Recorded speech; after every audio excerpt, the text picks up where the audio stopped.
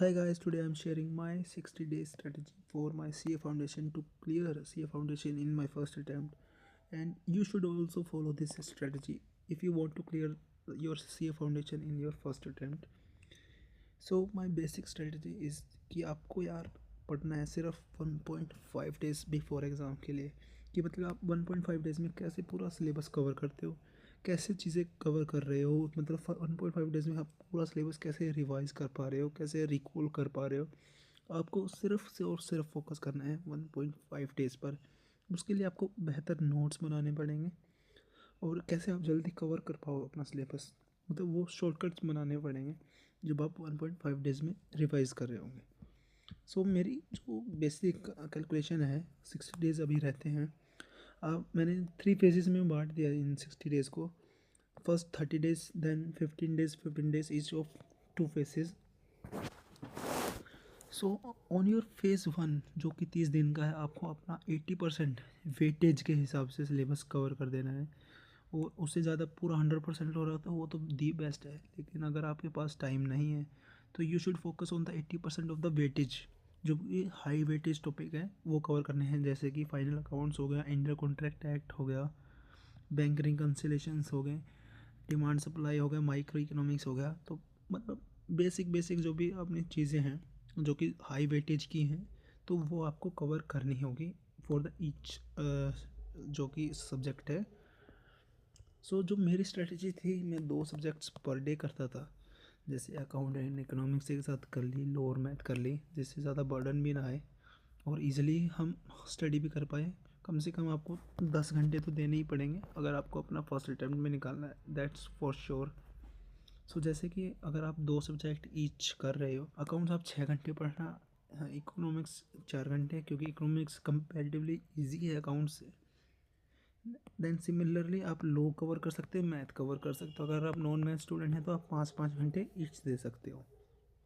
So that's are the basic जो कि है आपकी स्ट्रेटजी हो सकती है कि आप 2-2 सब्जेक्ट करो, या फिर आप 4 सब्जेक्ट भी साथ कर सकते हो, एज यू विश, कि आपको क्या कंफर्टेबल ज़्यादा है तो उसी हिसाब से कर। एक बात ध्यान रखना, जो भी आप कवर कर रहे हो उसको पूरा कवर करना। अगर आप कोई टॉपिक छोड़ रहे हो तो बिल्कुल छोड़ दो, या थोड़ा बहुत उसमें से ऊपर ऊपर से पढ़ लो कि कोई एमसीक्यू वगैरह आ गया तो आप इजीली आप आंसर दे पाओ। लेकिन जो आप अकाउंट्स और लॉ में कर रहे हो ना 80%, वो बिल्कुल अच्छे से करना चाहिए। उसमें कोई भी बिल्कुल मतलब परफेक्ट ही करना है आपको, उसमें कुछ भी नहीं छोड़ना, क्योंकि कुछ भी पूछ सकता है आईसीआई उसमें से कुछ भी, मतलब लॉ के अंदर तो बिल्कुल भी कुछ भी पूछ सकता है भाई। तो जो कर रहे हैं वो अच्छे से कर रहा। जैसे अकाउंट की स्ट्रेटजी है कि मैक्सिमम क्वेश्चन प्रैक्टिस करने हैं राइटिंग के अंदर। अगर आप 10 क्वेश्चन कर रहे हो तो उसमें से 5-6 तो आप राइटिंग में करके ही देखो, क्योंकि आपको 3 घंटे में अपना तो पूरा करना भी है ना, पेपर भी पूरा करना है ना, तो उसके लिए हाथ भी चलने चाहिए। इकोनॉमिक्स में आप फोकस करना है यार कॉन्सेप्ट पे, क्योंकि कॉन्सेप्ट के ही क्वेश्चन आते हैं, और थोड़ी बहुत क्वेश्चन की प्रैक्टिस भी डेली करते रहना। ऐसे ही लो के अंदर है, एटलीस्ट एक क्वेश्चन करना है राइटिंग में, जिससे आपका राइटिंग प्रैक्टिस भी हो जाए और कैसे आंसर को स्ट्रक्चर में लिखना है वो भी आपको पता चलता है। तो मेनली फोकस करना कि आप एक क्वेश्चन डेली करके देखो, बाकी आप कॉन्सेप्ट रीड करो, समझो, जैसे करते हो वैसे करो। और मैं आपको बता देता हूँ कि मैं ईच सब्जेक्ट की भी स्ट्रेटजी लेके आऊँगा, तो आप मेरे चैनल को फॉलो कर देना, क्योंकि मैं ईच सब्जेक्ट की आपके लिए स्ट्रेटजी लेके आऊँगा कि क्या कैसे आप जो ईच सब्जेक्ट है उसको कवर कर सकते हो इन 60 डेज़ में, या मतलब जैसे भी आप कैसे पढ़ सकते हो, क्या क्या पढ़ सकते हो, तो वो भी मैं बताने वाला हूँ। ऐसे ही मैथ के अंदर आपको प्रैक्टिस करनी है यार, कैलकुलेटर पे भी ज़्यादा प्रैक्टिस करना, क्योंकि कैलकुलेटर की आदत भी लगनी चाहिए, और कैलकुलेटर पर इजी जल्दी सॉल्व हो जाते हैं सब। तो उसकी शॉर्ट ट्रिक वगैरह होती है, तो वो भी आप देख लेना। तो मेनली तो फोकस है यार 1.5 डेज़ पे ही है, मतलब नोट्स ऐसे बनाना कि आप 1.5 डेज़ में पूरा सिलेबस कवर कर पाओ। क्योंकि यार 1.5 डेज़ में अगर याद कर लिया सब चीज़ें तो पेपर में भी याद रहेंगी। ऑब्वियसली आप एक दिन में सब कुछ नहीं भूल पाओगे, तो 1.5 डेज़ में जितना कवर करोगे ना उतना फ़ायदा होगा आपका।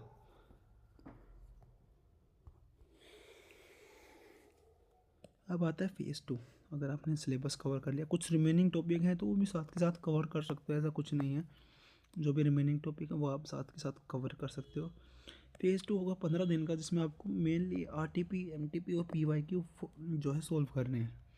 आरटीपी एमटीपी जो कि 4 अटैम्प्ट के होंगे वो आपको सॉल्व करनी है अच्छे से, और खुद की अटैम्प्ट की तो बहुत अच्छे से करनी है। तो ये मेनली स्ट्रेटजी कि आप आरटीपी एमटीपी पिछले 4 अटैम्प्ट की आप सॉल्व करो, जो भी रिमेनिंग टॉपिक रहते हैं वो भी कवर करो उसके साथ। और यहाँ पे कम से कम 12 घंटे तो पढ़ो यार, कम से कम 12 घंटे तो पढ़ो, जिससे आपको अच्छे से मतलब थोड़ा प्रेशर भी हैंडल करना आना चाहिए ना। तो आप अच्छे से 12 घंटे पढ़ो, ईच सब्जेक्ट को टाइम दो या 2-2 सब्जेक्ट करके करो, जैसे करना है वैसे करो, जो भी आपको कंफर्टेबल लगे। सो जो फाइनल जो आता है हमें, जो लास्ट के 15 दिन हैं उसके अंदर हमें कोई भी नया टॉपिक नहीं करना है, जो कर चुके हो उसी को वापस रिवाइज करना है। नो एमटीपी नो आरटीपी कुछ नहीं करना है, जो कर चुके हैं वो करना है। इस दौरान जो पहले 15 दिन थे एमटीपी आपको हाथ से बैठ के 3 घंटे डिसिप्लिन के साथ आपको जो लेटेस्ट एमटीपी आएंगे ना वो ज़रूर सॉल्व करनी है। जो भी लेटेस्ट एमटीपी है यानी कि अकाउंट के 3 घंटे बैठ के करके देखना कि सॉल्व हो भी रहा है या नहीं, कहीं टाइम से पहले हो ही नहीं रहा हो, ऐसा नहीं होना चाहिए बिल्कुल भी। तो आपको लग के 3 घंटे करके देखना भाई कैसे हो रहा है कैसे नहीं हो रहा है। तो 3 घंटे बैठ के एमटीपी ज़रूर सॉल्व करना, ये दी मोस्ट इम्पोर्टेंट पार्ट है, दी मोस्ट। जब आप फेज़ 3 में होंगे ना तो आपको फाइनल रिवीजन करनी है, अपने नोट्स को देखना है कि हम रिवीजन अपने नोट से कर भी पा रहे हैं या नहीं। तो फाइनल डे में आपको जितना सिलेबस आपने किया था, नो न्यू टॉपिक्स, कोई भी टॉपिक वापस मत करना नया जो आपने पढ़ा ना हो उन पहले 45 दिन के।